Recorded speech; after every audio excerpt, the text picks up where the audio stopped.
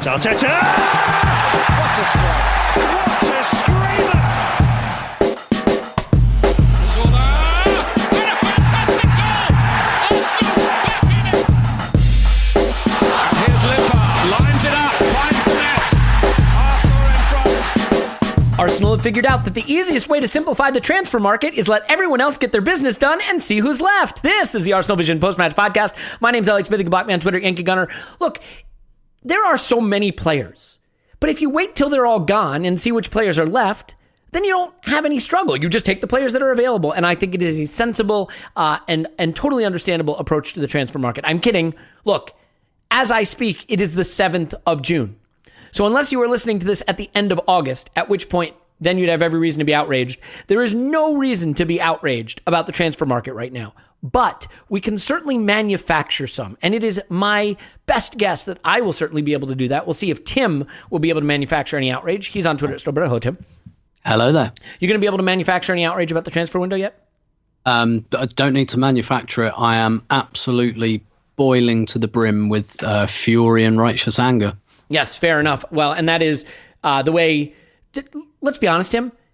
Whether that's appropriate now or not, it's probably smart to get warmed up. So... Yeah. Kudos to you, because you're in training for what it'll feel like at the end of August. Pause on Twitter, Pause My Pants. So pause. Woohoo! I'm irate. I'm incandescent. Are you apoplectic, though? I'm apoplectic, yes. Okay, well, the one man that we know... Having conniptions. Yep, there you go. Having kittens, you might say. Yeah. The one man who is not apoplectic is Clive. But he's not here. He's implacable. He's not here to give us that calm, soothing baritone to ease our nerves about the transfer window, because he's preparing for part 3 of his transfer manifesto. It's just a transfer summary, which will encompass the forward line. We've already done defense and midfield. You can check that out on Patreon, and part 3 will be on Patreon tomorrow. What we have the next day for everybody on this feed will be our Euro previews with Phil Costa. Phil Costa will be joining me for a Euro daily episode throughout the tournament. We will still have Arsenal Vision podcasts, and those are technically Arsenal Vision podcasts, but you get the idea. So that's all coming up. Really exciting. On the 16th, we will be announcing the event officially, but I'm just going to tell you, it's in Vegas, August 19 to 22nd at the Wynn, probably the nicest casino in Vegas. There will be broadcasters there and podcasters there for whoever cares about that, and some former players and Big J journalists, and hopefully lots of Arsenal fans. I know Arsenal America is going to be helping us out with some of that, and so there's just going to be a lot of fun there. And while I'd love to have an event planned around the Emirates in London, that will have to be when we are allowed to do that and everything's going on. But that weekend coincides with the second week of the season, so the new season will be kicking off. There's a state-of-the-art podcast studio they built in the Wynn. We'll be doing live shows there that people can come to. So the 19th to the 22nd in Vegas, you can certainly put it on the calendar and plan to be there. We have some people that have done that already, but the official announcement is coming in just over a week's time. We also have some fun stuff that we're going to make available for you soon, but I don't have it yet. So hold the fun, just like Arsenal, holding the fun. So Tim, let's get to some rumors that maybe don't involve Arsenal, but do in the sense that it seems like maybe kind of sort of we might have been interested. I want to talk about Emi Buendia. I think it feels pretty clear to people that Buendia, Odegaard, Aouar, these are sort of the names that have been thrown around.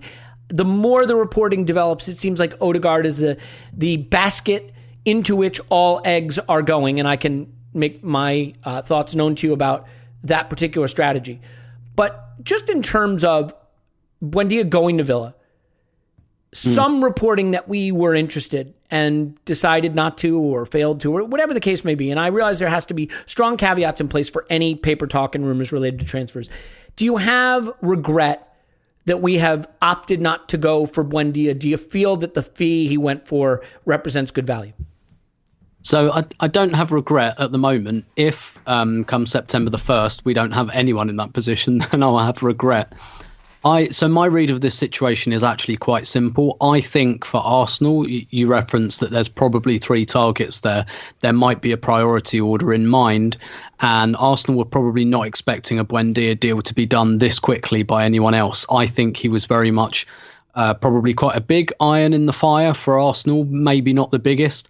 And I think quite simply, let's imagine he had a conversation with Arsenal and a conversation with Villa. The conversation with Arsenal was probably something like, yeah, we're quite interested, and, we play with like a front four, and we want to have like 6 or 7 players and rotate them kind of in and out. And we see you as part of that kind of rotation. So not a reserve player, but, we're not going to build the team around you kind of thing. Whereas I think Aston Villa have said, we will put you in the starting 11. Here is where we will put you.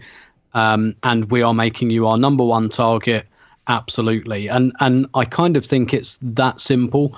I also think with Villa, I don't buy that they're replacing Grealish. I mean, that might happen, I guess, but I'm not so sure about that. Villa, last summer, they got Ross Barkley on loan and they bought Bertrand Traore.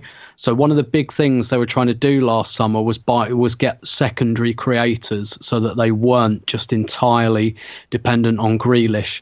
And personally, I think that's what Buendia is. And one of the reasons I was, I won't say excited, but I could just see him fitting in at Arsenal as almost like another Smith Rowe, like this guy, he can play on the right or the left or number 10, and we can switch him around as and when we need him. Whereas I think with Villa, we don't want to just rely on Grealish all the time. We want another guy who creates chances, or perhaps, while 3 guys are marking Grealish, we'll put someone over on the right. And so I just tend to think maybe Villa caught us on the hop a bit by coming in strongly. But I don't think this is a complicated situation to analyse. I think Buendia was going to fall in line a bit with Arsenal in terms of their targets and the way that we're going to use them. Whereas for Villa, it's you're our number one. Here's where you're playing. You're playing every week. And by the way, your mate Emi Martinez is here as well. Yeah. You know what I think complicates it? Let's say that Odegaard is our preferred option to Buendia. I don't know if I agree with that assessment, but let's say that's the case. Arsenal are in a really tough position because it looks like Buendia and Villa are ready to wrap this up quick and be done, which is smart by Villa, right? Like, don't let Buendia become more interesting to a bigger club. Don't let a bidding war start. Don't sell Grealish and suddenly be trying to bid for players when you have 80 million in the bank, because suddenly he's not 35 or 32, he's 45 or 50, right? Yeah. So I see that, but the problem for Arsenal is, let's say you feel we'd prefer Odegaard, but if we're going to get Buendia, we have to do it now. Arsenal, you may have looked at it, and Edu and Arteta may have said, well, we're going to miss out on Buendia, but we have guys we prefer.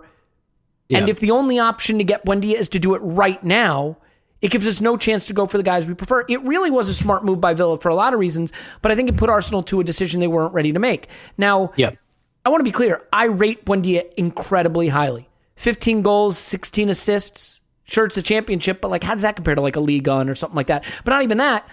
His year before in the Premier League, he only had the 1 goal and the 7 assists, but that's not bad. And oh, by the way, his expected assist numbers, I think, made him 4th best in the league, behind only guys like De Bruyne and Mahrez, and one other guy whose name escapes me because I'm exceptionally well prepared.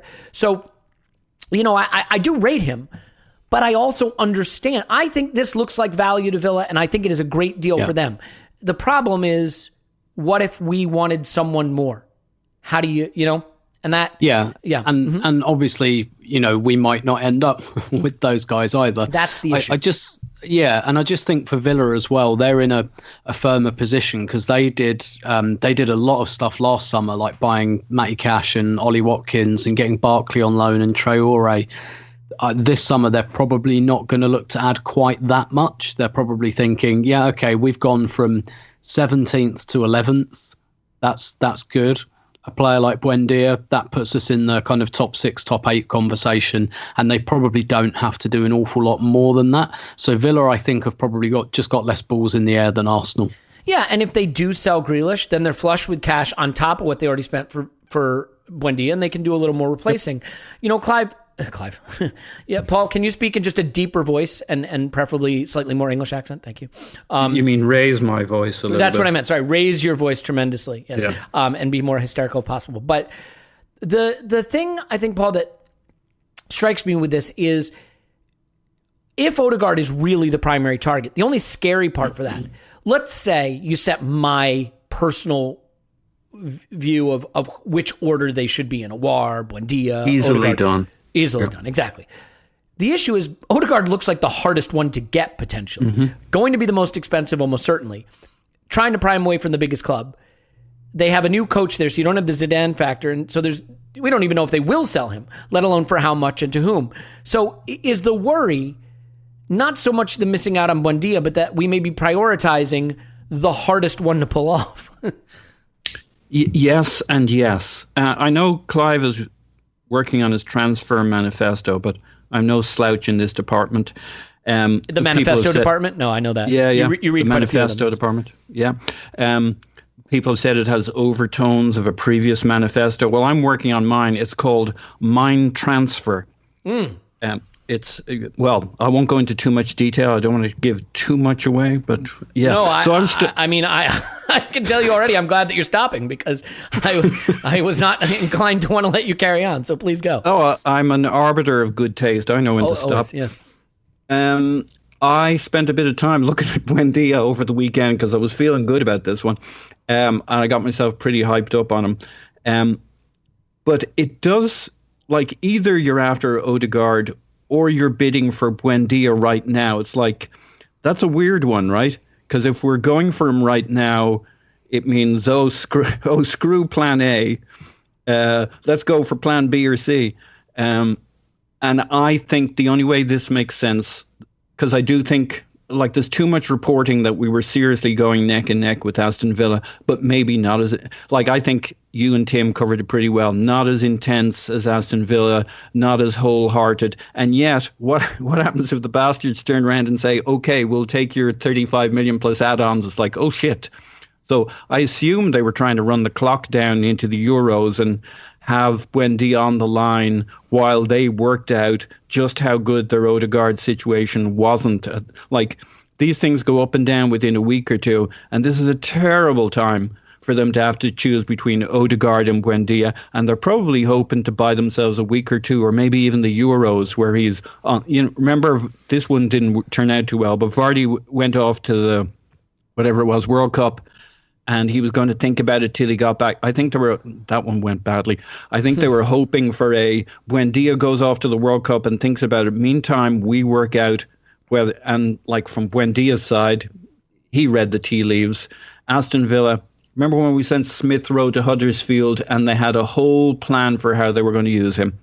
And that's why we said, yes, Huddersfield, none of those other clubs. They really thought about the guy, and I think Buendia got that feeling from Villa. Maybe got the feeling that Arsenal were trying to drag it out a little bit, and said, "All right, these guys really know how to use me." I think Arsenal were able to say to him, "Listen, we're going to plop you in that Odegaard position, and you might play a little on the right from time to time, but look, we have this 10 spot available for you." And personally, I loved him for that position. I think he's more dynamic than Odegaard, more vertical in his running, much more inclined to get into the box and the 6-yard box and get on the end of things. He's a first timer with his pass, kind of like a Smith Rowe. He'll ping it quick, straight up. So I really love that aspect of it, and we need more goals out of our front four than I think we will currently get, and that Odegaard gives us. On the other hand, Odegaard is a known quantity. He's more cerebral, so he's more a kind of seeing the picture, the vision, pulling the strings. So I can see why Arteta would have Odegaard potentially as his preference given the two. But now we're in a bit of a pickle because Buendia happened too quickly. We didn't have our ducks lined up. It was one of those, we're saying yes, but we're not sure we mean yes. And Buendia sensed that. And we don't know. We're hoping the Odegaard thing kicks back into life and that Real Madrid are willing to talk Turkey and they need the cash to buy other players.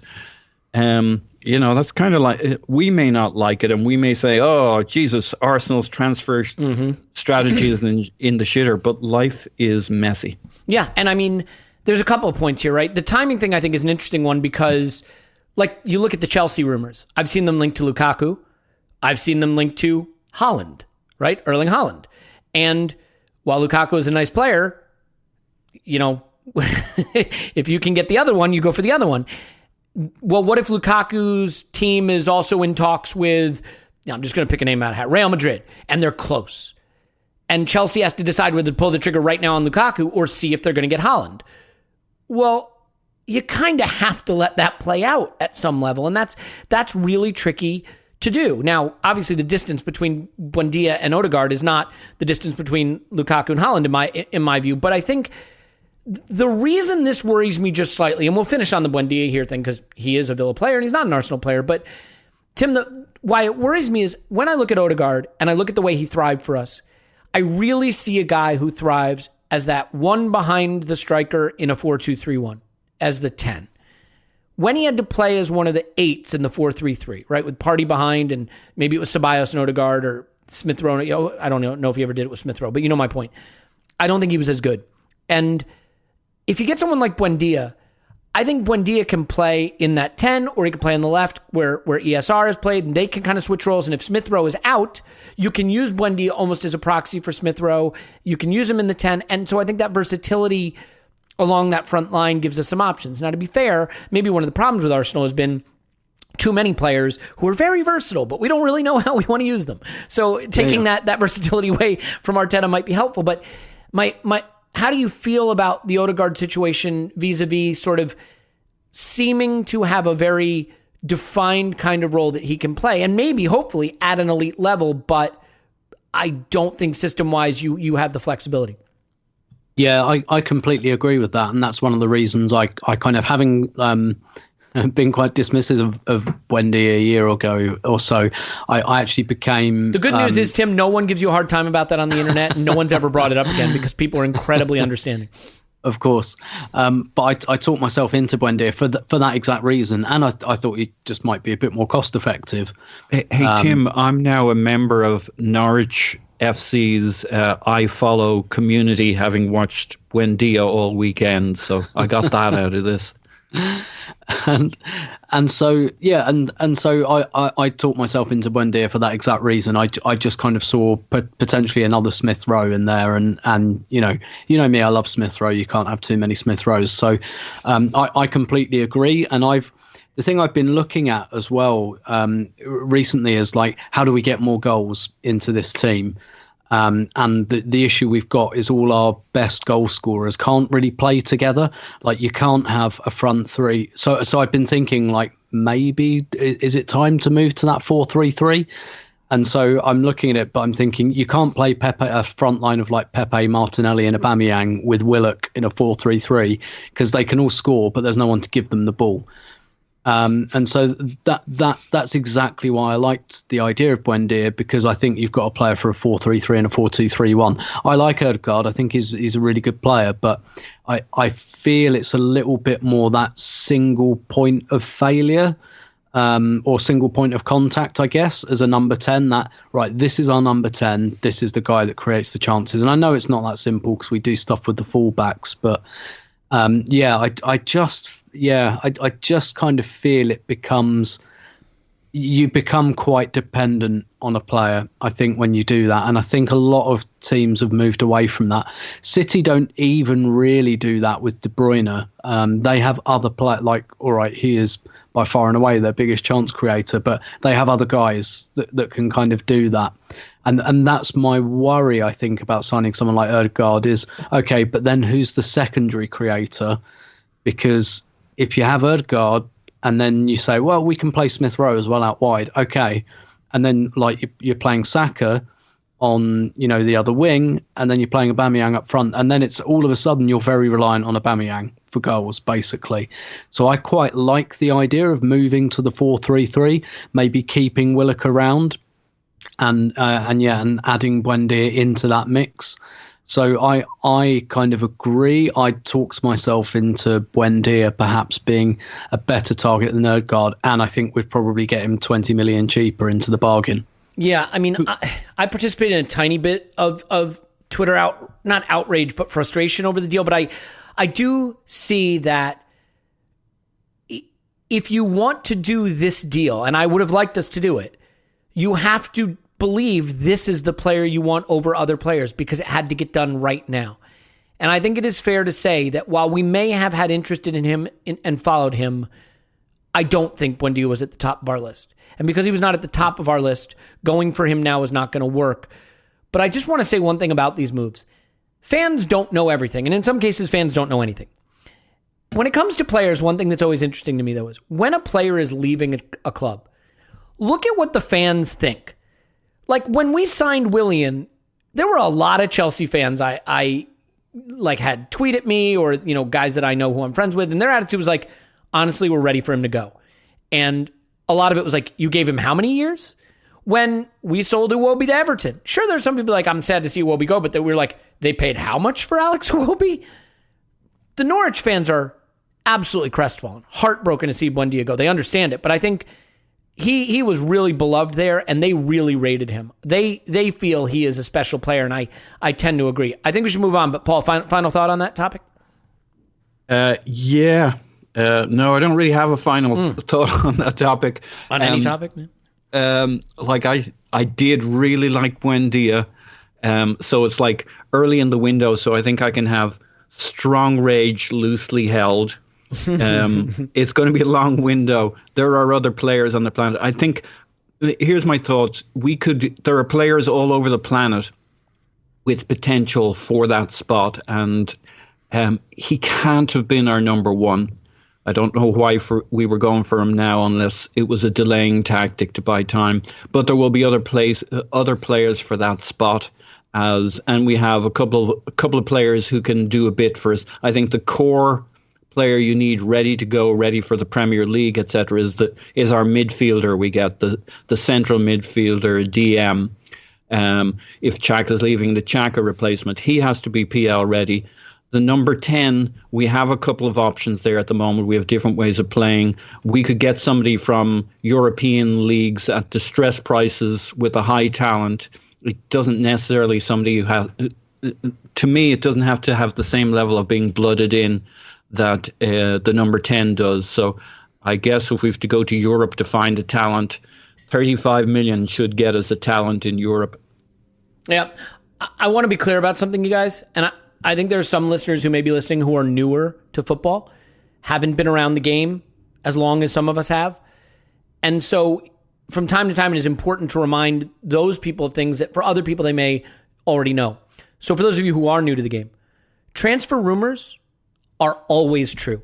They are always true. You should take them as absolutely true and be as upset and outraged about them as possible. That's important. Transfer rumors are always true. And so as we move on from Buendia and stick with transfers, because hashtag clicks, hashtag numbers, hashtag nothing else going on, I think the central midfield is an interesting one because we've let Buendia slip through our grasp, so be it. The midfield is a little trickier because we've been linked with Berg, we've been linked with Basuma, but a strong link to Ruben Neves came up over the weekend. And Tim, I have to admit, the only thing strong about it was the link, because my reaction to it is the biggest meh I have ever uttered. I find these are the hardest transfer rumors at times because there is no sense that Ruben Neves is a bad player. Mm-hmm. But there is also no sense that he is a player I can be remotely excited about. It feels like the club said, can you find us Granit Xhaka when he was 24? You know, like there's a little bit of that kind of feeling. And the only issue is maybe the reason I reacted to it negatively is I've seen this kind of midfield and I haven't super enjoyed it. I'd like to see a different kind of midfield. But if Neves is really a guy we're going for, then it strikes me as us saying we kind of want the same type of midfield. So what's your reaction to Neves and the idea that with Xhaka potentially going to Roma and Neves coming in, we are looking to kind of make a classic like-for-like type swap, or is that too reductive? Yeah, it wouldn't surprise me if we were trying to do that because Arteta really likes Xhaka. What I'd say about Neves, I think it's really interesting, actually, this link, because when Neves was a bit younger, it was like everyone in Europe wants this guy.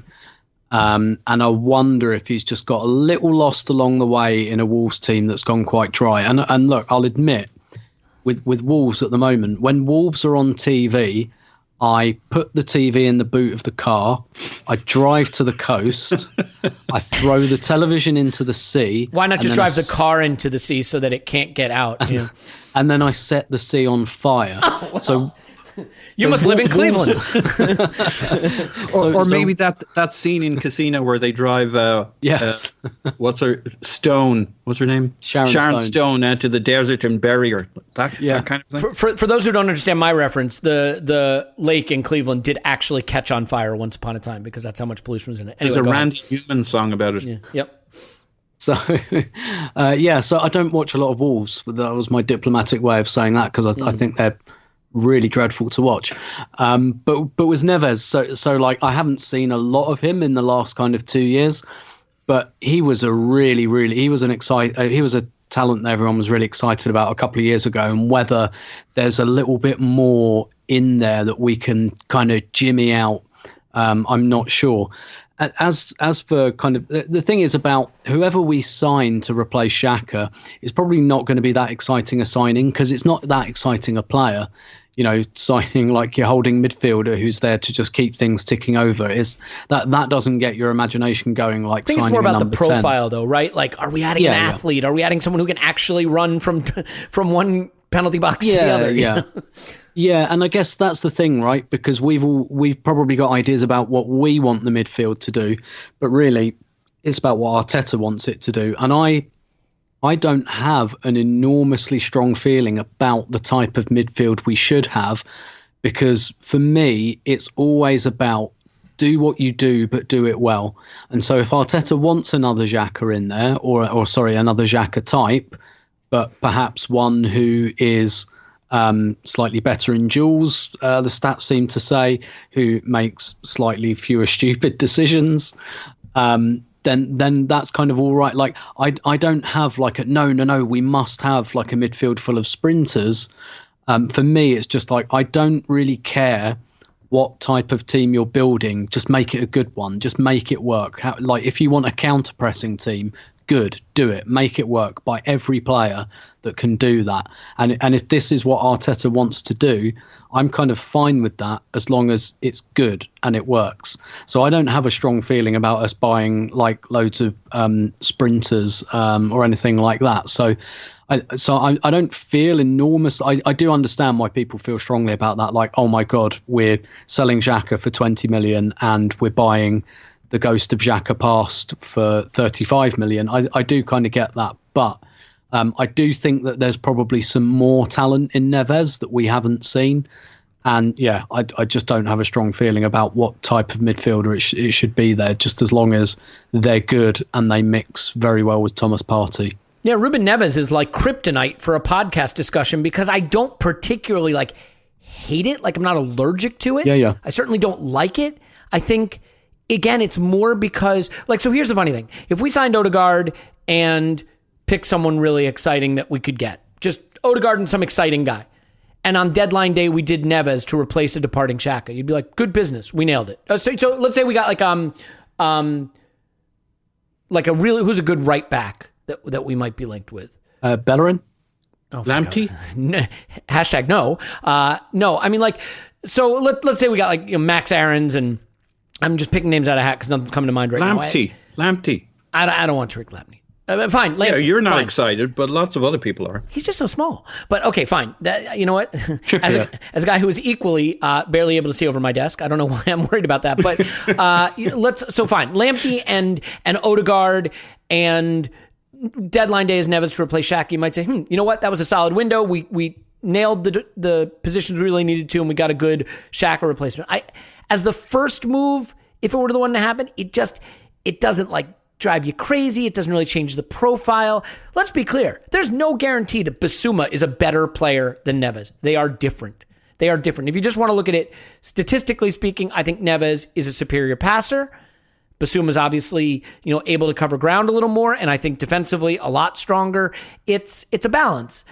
I think one of the issues that we have in general is we are looking for signs that the club is getting sharper, looking at the data, finding, targets that are maybe a gem waiting to be unearthed. And so going for super agent clients, at Premier League clubs, when all of Europe is begging to have their players taken at a discount, like it doesn't feel super clever to me. I think we are also once bitten, twice shy with Arsenal. Like, here's the reality. I want to speak to anybody who still really trusts the club to get it right. and gets frustrated when other people want to put the club down. Put me in, coach. Well, just real quick. We are 8th. And you can keep excusing the moves we've made and finding the good answer. Oh, but this one was smart because of this, or we never knew Willian to be that bad, or, Cedric isn't that much money. Like, here's the deal. You can keep excusing all the deals. You can keep excusing all the mistakes. The reason we got to 8th is because of the stuff we've done. You can't wake up one morning and go, wow, how have we finished 8th? And how have Arsenal Football Club finished 8th in consecutive seasons?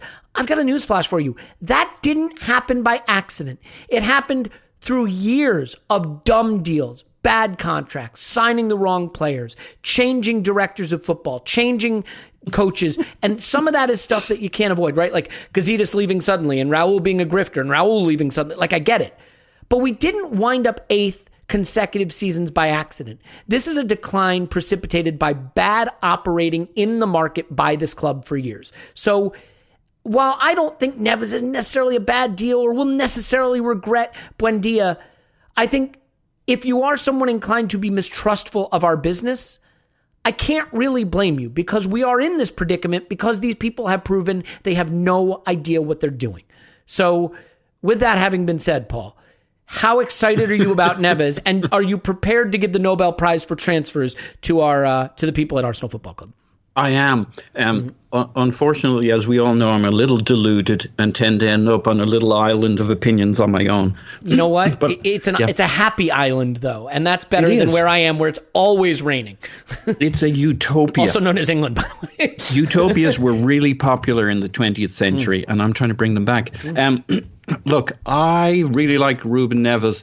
Unlike Tim, maybe I've managed to watch a few Wolves games this year, and thinking they were about to be good, and they decided not to be.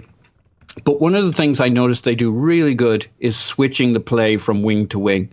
I never really thought too much about who was doing it, but it's largely Ruben Neves. And one of my markers for a very intelligent player is a player who switches the play a lot. Now, I know one of those people happens to be John Joe Shelby, who is pretty high on the switching metrics, but let's let that one go. Switching the play, if you do it a lot in a game, means the coach trusts you, especially a tactically minded coach.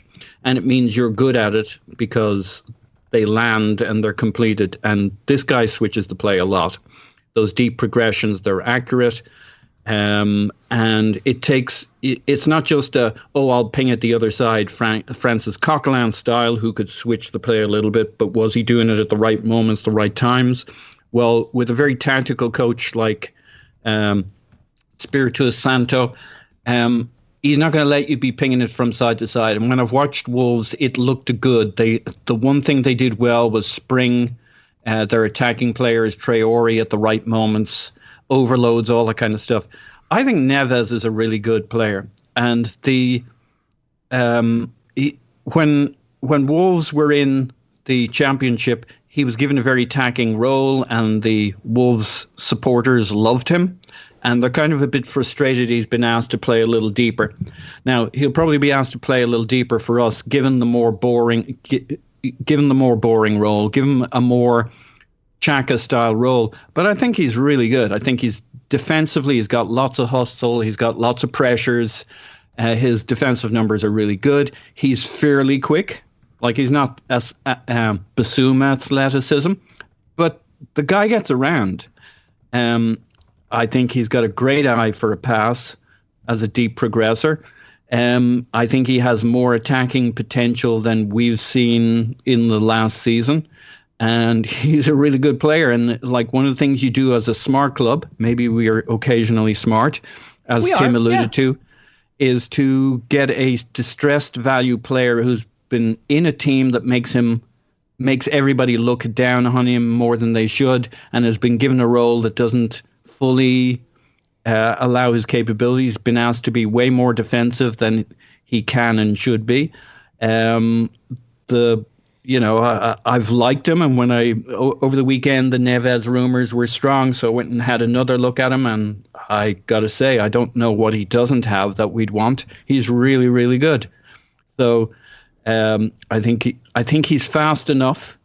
He's not Basuma, but he's got lots of, the one thing he doesn't particularly do is dribble, etc., from a little deeper or from anywhere, in fact. but Yeah. but that's okay, right? You can let him have something that it isn't really. It's funny because Sander Berg carries the ball and does nothing else. So maybe if we can just put Neves on Berg's shoulders or something like that, then you got the player we need. Touche. Yeah. So, he's Premier League ready. He's ready to go. He'd be at a reasonable price. I think, I need to give it a little more time, but no, I think in terms of boring players, he's pretty exciting. So and look, to be clear, good age, price quoted seems pretty reasonable. A guy whose value has probably dropped because he was at one time seen as a very, very exciting potential superstar. I mean, there are reasons to say this is a perfectly sharp, fine move, and I think some of the hesitation will come from just a mistrust of the club generally. Some of the hesitation will come from maybe an appetite to see a different kind of midfield, wanting maybe some more athleticism in there that we've lacked. But if you want to make the argument that Xhaka and Partey at times did look like a pretty good double pivot, that a younger, probably better Xhaka isn't a bad way to go. So I can be open to that. I'd also add he's a very well-known quantity, right? Not only has he been scouted, given that we've played them over the last few seasons, but, Arteta has all the inside scoop from what City thought of him and what, they'll have looked at him. They'll have assessed him. So he's got two clubs' input on the kind of player that guy is. And if we're after him, he likes him. So, I don't know. And I want to be clear about my rant about Arsenal being, not necessarily being trustworthy in the market. Once again, we are now looking at a different group. Dick Garlick. Does he stink? We'll find out. I am, by the way, obligated to make that joke every time I say his name. Richard Garlick, Edu, Arteta. It's their group now, and now it's their turn to show if they're sharp in the market or not. That's why they had to get rid of Emery. Mm-hmm. Dracula. Yeah. Because of Garlic. Yeah. Can't want to bring Garlic in. Yeah, he literally scared him away. I thought you'd like that joke. You made the Dracula joke. I have to admit, it took me a second to think of it, and then it reminded me that he just won the Europa League, and then I got sad, and now I'm in a bad place. But look, the thing is, you look at some of these other clubs like Leicester. They've sorted their business. Edouard in, Vardy getting older. Now they have Iheanacho and Edouard, a nice pair of young strikers.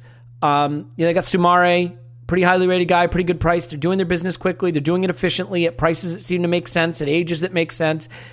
I envy it. And, you can look at how these are sliding door moments. I mean, think about Liverpool. They were in the wilderness for a while.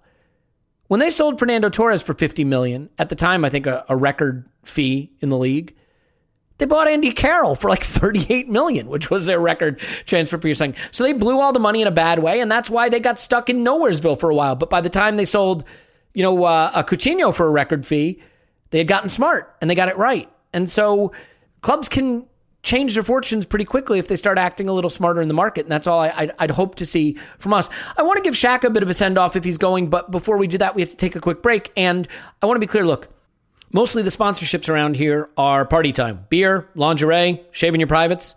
But we can get down to business too. If you're getting down to business and you need to hire some people, stay tuned. We'll be back after this. Okay, it's time to tell you about Indeed.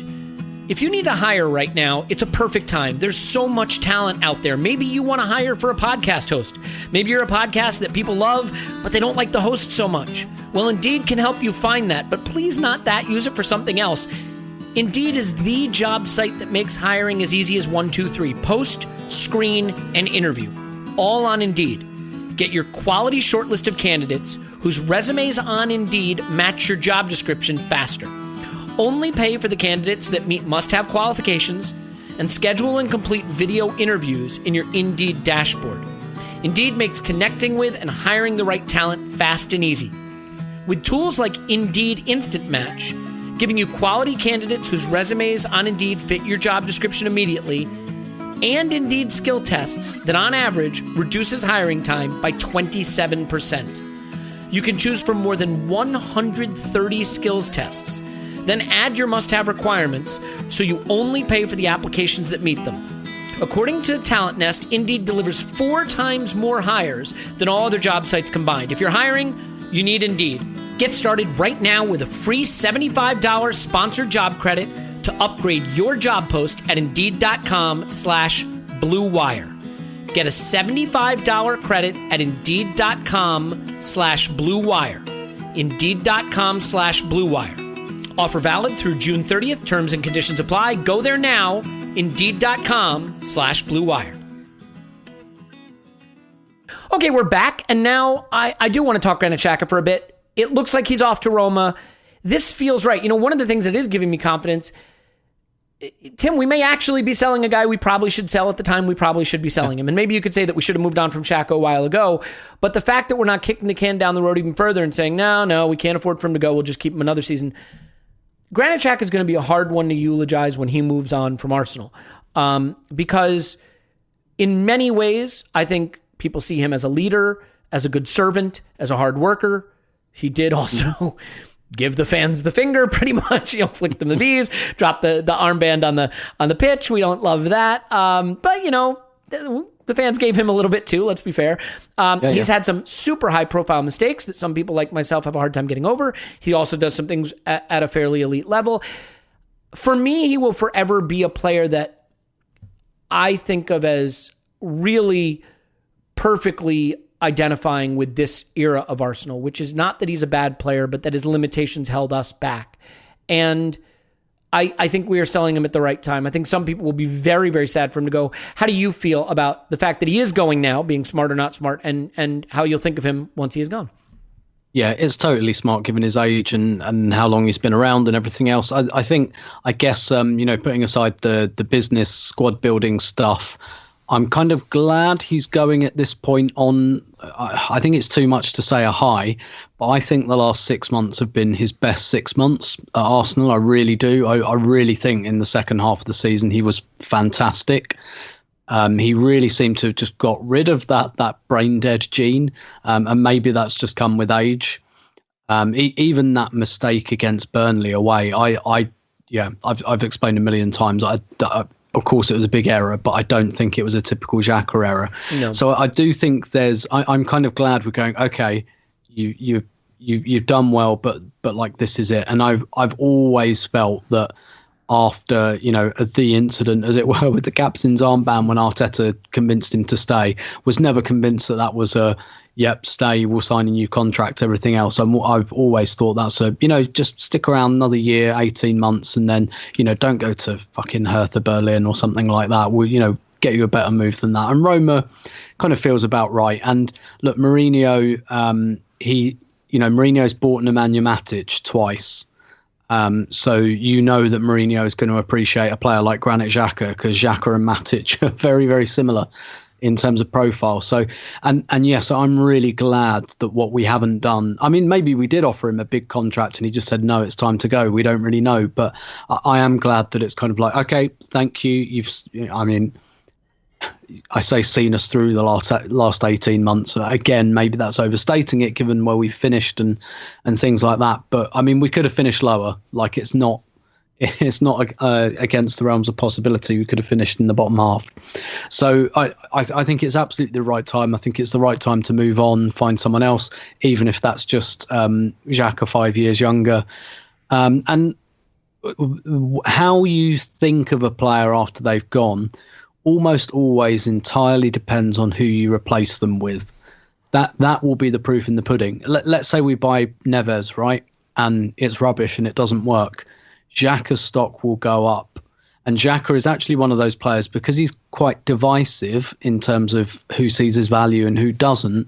Whenever Arsenal play without Xhaka, you're guaranteed to read a load of tweets that are like, we missed Xhaka today. And I'm not necessarily saying that's not true, but you know what I mean? It's very... it's quite tribal in that respect. And so how we replace him will... and that goes for any player, right? Mark Overmars, brilliant player for Arsenal. Not totally forgotten, but quite forgotten, because we replaced him with Robert Pires, who happened to be better. Whereas when you lose a player, I don't know, like Fabregas, for example, don't replace him, then that kind of legend grows. So in terms of Xhaka's Arsenal legacy, it will all depend on how we replace him. And if we replace him with someone really good and we go places... I feel possibly unfairly, people say, see, it's because we got rid of Xhaka, and I don't think it was ever that simple. I think that's absolutely fair. I mean, I remember Alex Song being a player that when he didn't play, we were like, we missed Alex Song. Mm-hmm. Alex Song was never anything more than a decent player. And the fact that Barcelona bought him is hilarious and leads to the cringiest video that's ever been made. And if you want to look it up, I don't recommend it. Just look up Alex Song, Barcelona trophy. But like, he was never that good. We just didn't have anyone that could do any of the things we needed in that position. I think the same has been true of Xhaka, which is we have let the quality in our midfield sink so badly over so many seasons that his absence was always keenly felt because he's competent. I do and he's think, such a specific player as well. That's the thing. So it's, when you replace Xhaka, you don't replace Xhaka, I totally agree. And I think the problem with the debate around players sometimes is you kind of get pigeonholed if you don't care for a player or don't rate the player into people thinking you're saying he's crap. Granit Xhaka is a very good footballer who is limited in ways that I don't think really works well for our team. I think Jorginho is a limited player. But when you've got Kanté next to you or Kovacic who can do some of the things he can't, I think Jorginho is a better version of Xhaka with some better players around him, and that works. I think Xhaka is a less good version with less good players around him, and that doesn't work. And I don't think it's that strange that actually he looked pretty good next to Thomas Partey. He's the best guy he's had next to him in a long, long, long time. But Paul, it is, for me, a player and a debate that typifies this era of Arsenal, which is talking ourselves into guys being good enough, who whatever their level, it's not quite good enough, is it? Right? We tried to say Iwobi was, we'll miss him. Why are we saying? He really wasn't. And Lacazette really isn't. And Xhaka really isn't. And we've just had a lot of these trying to talk ourselves into the idea that these players are good enough players. And I think he's that. Do you want to go a little bigger on him, or do you fall into a similar space? I will go a little bigger on him. I mean, I do think he has a ceiling. What's interesting is, although we all said, his ceiling limits us, we've in recent times seen that ceiling keeps rising depending on who he plays with. Yeah. And he hasn't had the best partners over the last few years. But I don't really enjoy arguing about Xhaka anymore. You enjoyed it at one time? Enjoy is the wrong word. Let's just say I just don't do it really anymore. It's like the Xhaka wars. They became a thing themselves. Look, I always liked flawed players who have some superpowers. And, be it Coquelin at one end of the spectrum. But, Xhaka, I've always thought he was underappreciated and misunderstood, both in terms of his football and in terms of his character. And I think we'd all agree he definitely has character. We mightn't love every aspect of it, but you can't deny the guy has character. Whether it's the character you want in your team or not is another matter. But he's grown and he's improved and he's modified and mollified himself. So here's an interesting one. I was just watching a Tom Warville tweet on Xhaka, who said basically Xhaka's been criminally misunderstood. So I like that part of it and read further. Otherwise I wouldn't have. But he threw in a stat there. How many yellow cards has Xhaka had this season? And I was a bit surprised on this. 7. That's not a lot. So he has matured, he has improved, he has learned, and I think we've seen a greater, despite a couple of flubs and one or two meltdown moments and the red mist, which will always be a part of his game. But, what's new to say or argue about the guy? I think he's been better when he has the right partner, but he's also limited. He doesn't have the same mobility that you would want from a player to truly go for the top 4. So there I agree with you. I do see that's an area that Neves has a hell of a lot more mobility, can scuttle and scurry around and get to players and press them. So that kind of a move would make sense to me. Personally, I'd be delighted if he left this year after all of that, this summer, because I would love him to leave on kind of a high. He'll never have the warm relationship with the broad fan base, but at least he can leave Arsenal, leave the squad, leave the manager, with a strong relationship intact. I think he's earned that at this stage. And with a decent relationship with fans, maybe ambivalent, some good, some bad, but way ahead of where it would have been a couple of years ago. So I would be delighted if he moves on for his own sake. And for us, it gives us a clean sheet of paper to redraw our midfield, because he is a very specific kind of player that you have to accommodate if you're going to play him. And the bastard's basically never injured. I know he missed a game at the end of the season, but he's never injured. As you said, one of your key assets as a player is availability. He's always been available. He's always been fit. And, you know, from that standpoint, he's always a factor. So you kind of got to build a midfield to some degree around Xhaka. He's shown some flexibility this season, but basically, you accommodate Xhaka, he doesn't quite accommodate you. So I see this as an opportunity on all sides, and I wish him well, and I've mostly really loved him as a player. Yeah, and I cannot stress this any more than I will right now. He's a very good player with some skills that are elite, and we have not shown that we can progress the ball up the pitch and into the final third particularly well without him. There are players that are much better at it than him. Like, I may not want Ruben Neves particularly, but I think Neves is an upgrade. I do. I just think it is okay to look at our players and say, we kind of need a little better than this. This isn't the level we need. And I think with Xhaka, maybe because of his attitude and his aggression and that sort of leadership TM that is, he talked about with him, there was this ability to like him. And I get that. Like, look, just because I didn't like him doesn't mean I begrudge other people liking him. But I think in terms of his actual skill set as a player, it's probably just a notch below where we'd like it to be, unless you really surround him with some elite players. I'll tell you this. Serie A just feels all set for him to be great. That feels like a league, a tempo of a league, a place you can play till you're 37 years old because they got the really good trainers. I think he's going to do great there. And I kind of just don't wish him any ill will, but also he's 29. Like, this is a classic case of he could start getting injured. His performances could start to drop off. So let's not find out. Let's take the money, move on, and get better. I'm fine with it. By the way, just real quick, we're not going to stay on this topic, but because literally the title of the podcast is All Transfer Rumors Are True, there is a rumor that William Saliba will potentially be loaned to Newcastle. So if you want to be outraged because all transfer rumors are true, there's one you can really sink your teeth into. Last word on Xhaka. Simply this, Tim. Fair to suggest, I think, that while I'm ready for him to go and it is a smart move, it's not impossible to see how we could wind up really regretting it anyway, right? Yeah, I mean, the midfield cupboard could get very bare very quickly. And this way lies El Neni contract extension, and things like that. And depending on how you feel about this, probably not selling Joe Willock. The more I think about it, the more I don't think that's going to happen now, unless.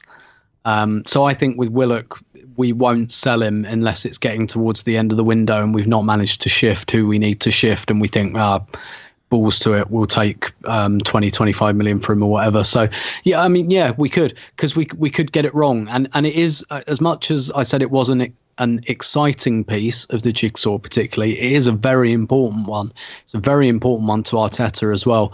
Look at what happened to City just that 1 year where they replaced Fernandinho with Rodri, who's a decent player, but it took him a little while to settle in.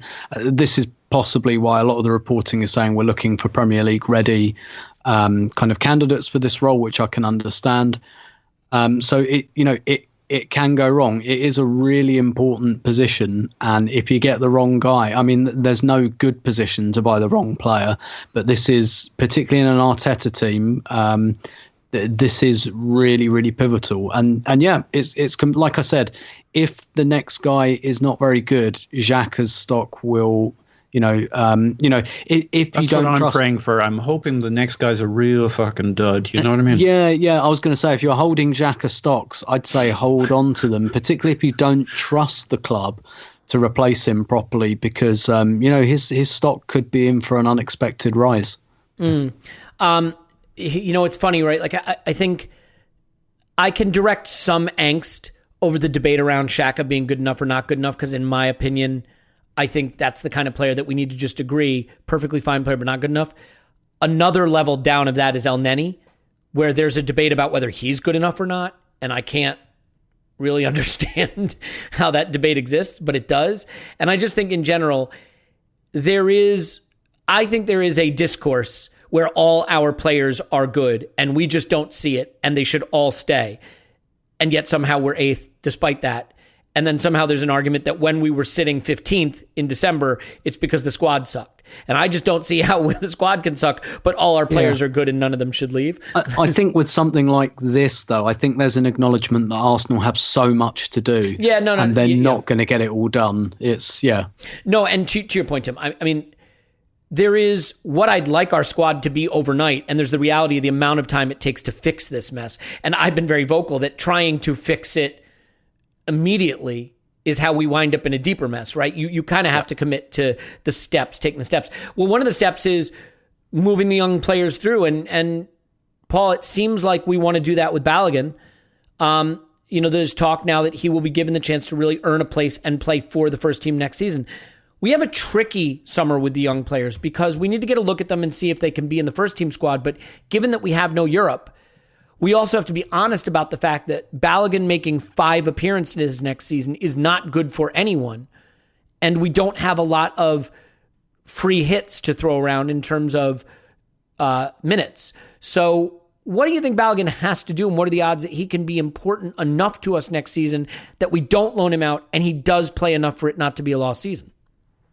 Well, pre-season is going to be very exciting for him and very important. He's obviously earned some level of trust based on the current reporting, which seems pretty good by people in the know, that Balogun will be kept in the fold next season rather than going out on loan. Makes you think, I guess whether Lacazette goes or not, it's hard to think that the Balogun will be the number 2 straight off the bat. I mean, that seems highly dicey. Imagine Aubameyang gets injured in October and our starting striker is Balogun for the next 3-4 months. Doesn't seem feasible. So I still think he's probably the number 3. And I don't know that it necessarily tells me Lacazette is staying or going. Well, shoot, because I was going to ask you that next. Yeah. And I don't know that it tells you either way, because it's not plausible that a team would only have Aubameyang and then Martinelli and Balogun. I don't think. I think that's too much of a jump. Martinelli's closer to having proved it, and I think we saw towards the end of the season, he's raw, right? You'd have to change how you play to give him a chance to be a successful striker for us. So I think we need a striker option. I don't know what's happening with Lacazette. We tried to sell him last summer. We wanted an attractive option. Maybe we'll take an attractive deal. Maybe this year we'll take any deal. But maybe we say, well, we'll keep Lacazette for one more year and forego the fee. But a smart club would sell Lacazette, have a plan to bring in a guy for him and Balogun to compete with over the future. I mean, I don't know what you guys think, but it seems like it's a stretch for Balogun to be number 2.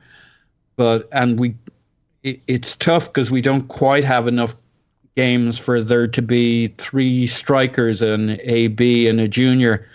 So I'm scratching my head a little bit. It just seems too big a stretch. We used Eddie, but Eddie played for Leeds, and as we've now seen, competed for Leeds and played a reasonable. We think he didn't play, but he did.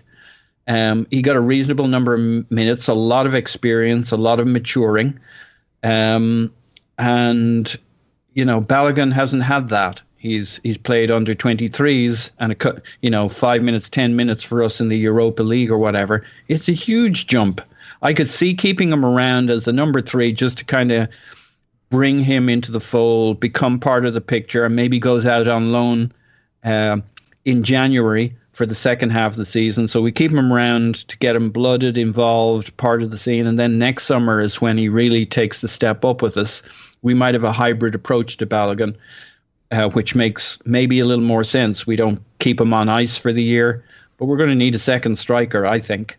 Yeah, and I got to tell you, like, I do think it's funny because this is where I think we wind up having very different discussions about very different players, despite the scenarios seeming like they're comparable. Like, I know there are a lot of people that want Balogun to get his chance, want him to be in the first team, all this stuff, but I also see people that say, clearly William Saliba wasn't ready. One of them is playing regular minutes in Ligue 1 and being shortlisted for the team of the season, and one has played like 10 seconds for the first team and mostly plays reserve team football. I realize they're different positions, which also makes a difference, but Tim, this is a challenge. I think Lacazette has to be sold, and I don't think we can afford, nor should we try, to buy a striker this summer. And I think between Aubameyang, Martinelli, and Balogun, and Pepe, and whatever other combination we want, we should try to make a go of it. I realize that leaves us really one experienced, recognized striker, but it's a very expensive position, and we have young players that we are invested in. And I think it feels very analogous to the Saliba and center back situation. You give Balogun a big contract. You expect a lot from Martinelli. You've given a lot of money to Aubameyang. That, to me, says that's your strategy. Just like with Saliba, you pay a huge amount of money for a young center back. That becomes part of your go-forward strategy. So with Balogun potentially being in the fold, do you think it is incumbent upon us to cash in on Lacazette while that's still possible and move forward with our plan for the future, accepting that there's some risk, but also that you really only have to make it work for 38 games? Yeah, so I definitely think Lacazette should go this summer. I've got to say, I don't know what the market is going to be for him, just because I don't think it's a can we can really kick down the road, because we'll have the same issue next summer, and with no closer resolution. There's a big part of me that thinks, yeah, just go with those, just like have Martinelli as the backup and Balogun as third choice. But as Paul said, if Aubameyang is then out for 3 or 4 months, that's very different from let's try them for the odd game, or let's bring them off the bench. That could get Arteta sacked, right? Yeah, exactly. I do think we're missing that in-between piece. Like, I'm fine with Balogun being Nketiah's replacement, but also we've got to think, Aubameyang's 32. So when we're considering, if we're considering signing that piece, do we get, so like we've been linked with a striker called Yuri Alberto from Internacional in Brazil, who's like quite young. Like I've seen a bit of him. I don't think he's the next big thing. What's the benefit of that? What is that? Well, help? Yeah. Well, because that would be like the backup, right? And what my feeling is about buying people specifically to be backups. So also just really another project between Martinelli and Balogun. Don't we have enough young guys we hope make it already? But yeah, so probably the smart thing to do in this position is say, right, Aubameyang's 32. Who's the next guy after him? Is it Martinelli? Is it Balogun? It's probably too soon to make that judgment at the moment. Or do you just go out and buy the next guy that you think is going to be the next Aubameyang? But then again, who is that guy? It's probably Balogun, isn't it?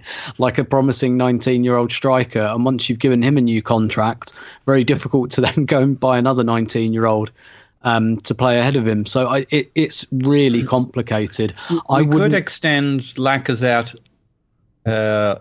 his contract one more year, right? So that buys us a year to kick it down the Can I ask you a question about that, though? All right, well, let me kick it over to you for a second, Paul, and then Tim will come back to you, because I think this is important.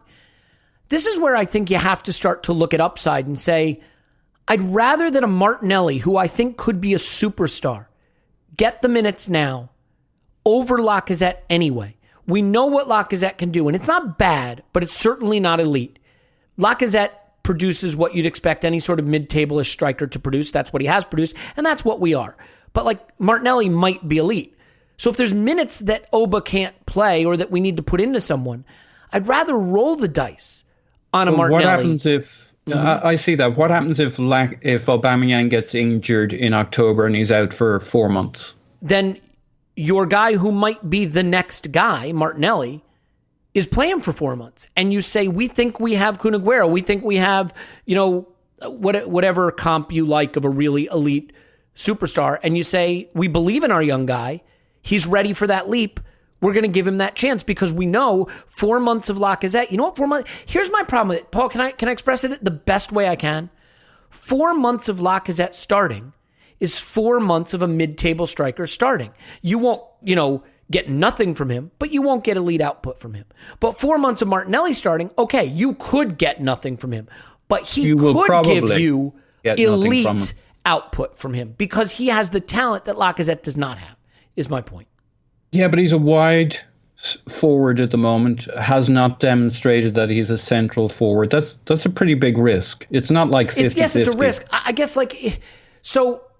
Well, Tim, what's your take? I mean, my thing with risk is I think as fans, we are just way, way, way too worried about risk. And as a result, we default to very safe options. But why wouldn't we go for like a 23-year-old? Oh, sure, if you want to buy one. Yeah. Look what Leicester did. Edouard, Iheanacho, for when Vardy ages out. No, if you want to buy one, I get it. But buying a pretty good 23-year-old striker who's got upside distressed European market. Yeah. I mean, maybe I'll tell you what, if we can find that and sell Laka, Paul, you got absolutely no argument whatsoever. I'm saying though, to your point about extending Lacazette for 1 year, I don't know why we want to. I'm not recommending it. I'm just saying. I see. Okay. There is another option that's not ridiculous. So, depending on what the financial implication of it, like if we suddenly have to double his wage or whatever it is, we don't know what the financials of the extension are. Well, maybe this is a really interesting topic to just kind of finish on then, Tim, which is how much our club should be worried about downside risk versus upside reward. Because extending a guy like Lacazette, like let's say Aubameyang missed all of next season. And Lacazette had to play 38 games, stayed fit, started 38 games. We know what he's going to give you, right? 15 goals, 14 goals, right? I mean, something in that range. He's not going to be bad. He's never going to be elite. And so you get something. You're not totally screwed, but he's not elevating you. Whereas, would you rather go with someone where the downside risk is that they're not good enough and you're scrambling for solutions, but the upside is that you unearth something, really incredible, something really special. I mean, I just go back to Cesc Fabregas. Like, we basically ended the Invincibles to make room for Fabregas, and he was worth it. I mean, I realize we didn't recapture that glory, so please understand what I'm trying to say. But like, at some point, if you believe you have an elite talent, put the elite talent out there, not the mediocre one. You see what I'm saying?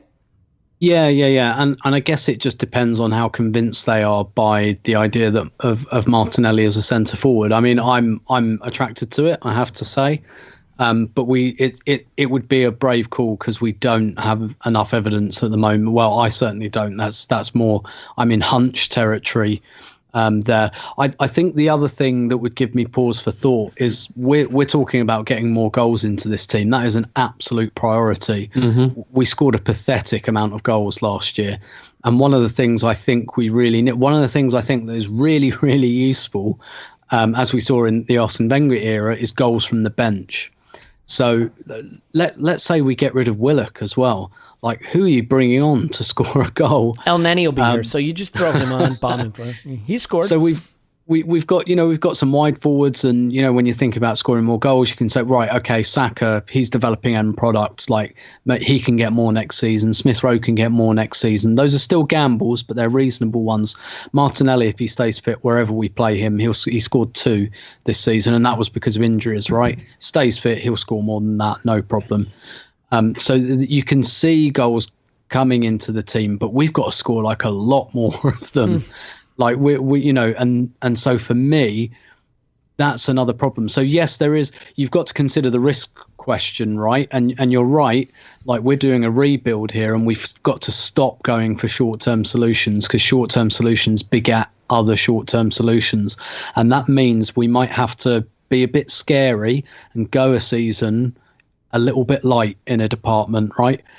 And so we could do that. I wouldn't be massively surprised, and I wouldn't be outraged if we did that. It would be a risk, obviously, because then you really got to keep Aubameyang fit.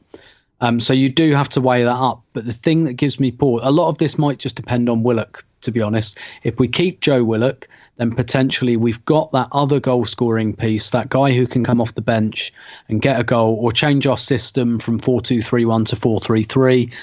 If we don't keep him, we definitely, I think, need another striker or another goal scorer.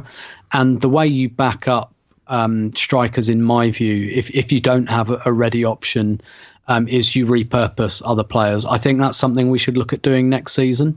I think Saka should be our backup left back. Do not waste fucking money buying backup left backs or Ryan Bertrand or whatever. We've got one in Saka. Use him, repurpose him there. Fine. But with the striker question, it's just different because we need goals and we don't have enough of them. And so that to me slants me more towards we need another striker, or, whoever the number 10 we buy. If the number 10 that we buy typically gets 10 to 15 goals a season, fine. If we do that and we keep Willock, fine. So it kind of depends for me on other moving parts. Yeah, I guess the thing with striker for me is there's one of them on the pitch at any given time. So the question is that guy elite or is he mediocre? Because if you say to me like, yeah, but he's got 10 goals in him, I would say, yeah, if he starts 38 games. If you give him 10 games, he might have 3 goals in him. Like, I mean, the hard part, you look around the league, like we were rewarded for giving Saka the minutes we did. And Chelsea sadly were rewarded for giving Mason Mount the minutes that they did, and Jude Bellingham and Jadon Sancho. And you can look around and see these young players, and you can get really crazy and say Erling Haaland or Kylian Mbappe. Like, I think if you have a guy who has proven his whole career, he's pretty top end of mid-tier, low end of upper tier, and you kind of know what to expect, then having that guy, I don't know how much it does for you. And I get it, like in case of glass, in case of emergency, break glass. But I'm saying in case of emergency, what you're taking out of that broken glass, would you rather it be a potentially elite tyro or a nice and reliable mid-tier professional? I don't know the right answer, by the way. Yeah, go ahead. Mm-hmm. Yeah, the other thing I think you could possibly consider is just slightly, let's say we lose Aubameyang for 4 months, just slightly rewiring the team and say, well, okay, who's our next most reliable goal scorer? Pepe, yeah. So let's pivot to getting Pepe. Like, I'm not saying play him as striker, but make Pepe our Mohamed Salah, for example. Martinelli, Pepe, and Saka becomes your front line for 4 months. And is that bad compared to now having it be Pepe, Saka, and Lacazette? I know which one I'd rather watch 4 months of because I know which one I find has the higher ceiling, but there are other people listening who probably be like, you're crazy. It's got to be Lacazette. Yeah. But so I think Pepe, by the way, I think that's someone we can squeeze more goals out of next season as well. I think we can get him towards the 20. Mm-hmm. It's funny because for me, the Lacazette conversation and the Granit Xhaka conversation, and what was the Alex Iwobi, they all kind of feel similar to me. You know what it is? There's opportunity cost. Paul, I'll leave it with this with you. It's not whether someone is bad or good. It's the opportunity cost of not potentially playing someone that's much better. You know what I mean? So, if we had kept Iwobi and Saka plays, gets 10 appearances, it's not that Iwobi's bad, but that's a huge opportunity cost for Arsenal, right? So the opportunity cost of having players that aren't quite good enough or don't get you where you want to go is you don't get the chance to try playing someone who might be really exciting and much better and a big part of your future. So I think that's kind of it for me, because right now, if you said, I need a goal and I got to start someone, Lacazette over Martinelli probably makes a lot of sense. But if you said for me, we got to commit to doing something this season and it's giving Lacazette minutes or giving Martinelli minutes, it's a very different question, and I know which I'm going for. So does that make any sense? Just the issue of opportunity cost when you rely on players that you've already determined are maybe a level below where you need to be? Yeah, but I'm with Tim on the goals thing. You need actual proven goal scorers up front, one way or another, however you jig it. And Saka, we didn't clear a space and say, it's all yours, Saka, and then he proved it. He climbed over the top of somebody. Martinelli...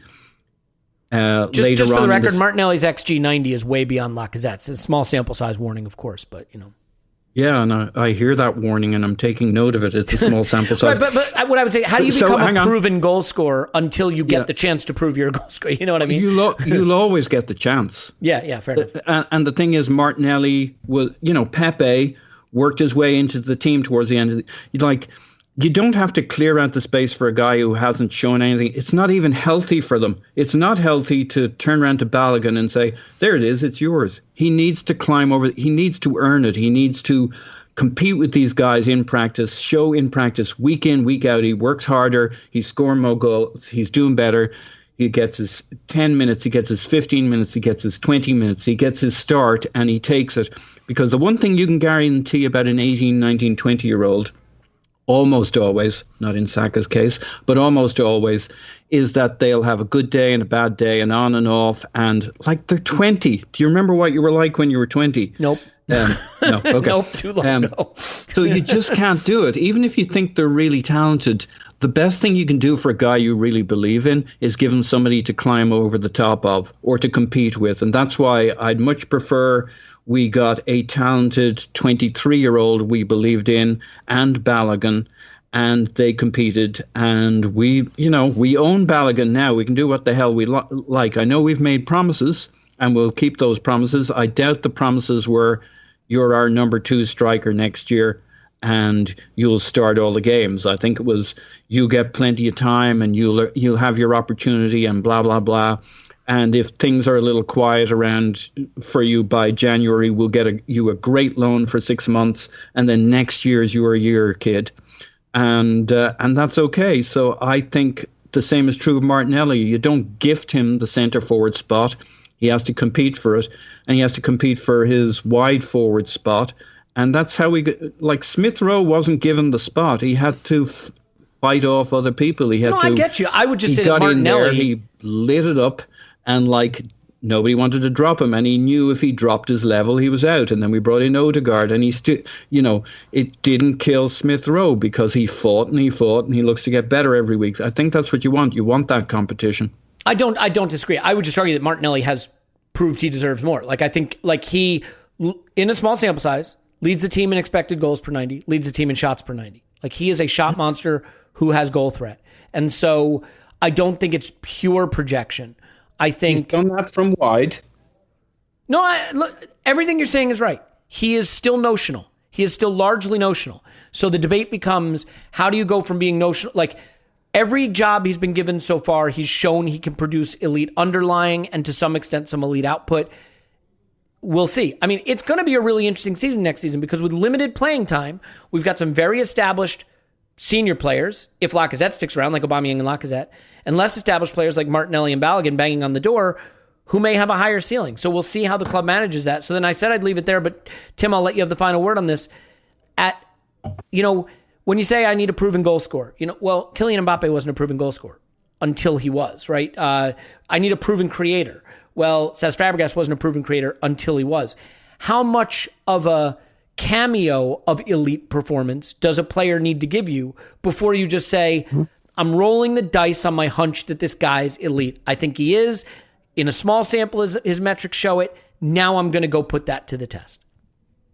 Yeah, and that's always really down to the coach because they just have more of that kind of, they see them on the training ground every day and things like that, and so they have more of that data. So it just depends. Us having this conversation just depends how high you are on Martinelli. I'm very high on Martinelli at the moment, and I'm very high on Martinelli too from wide. Yeah, exactly. And it's, do you want to fix him to that position now, or do you just want to kind of let him creep in there? The reason I like the idea of him up front is the same reason I like the idea of Sanchez up front. I just kind of think that kind of player in the middle, just let them do what they want to do. Yeah. And also it removes some of the, I guess, slightly technical shortcomings in wide areas, but it would be a risk. It would absolutely be a gamble. And it's kind of like, if we had the Europa League, I would absolutely say all 6 Europa League games, group games, you are starting up front, and we will play you for, the full 90 up front unless you are injured.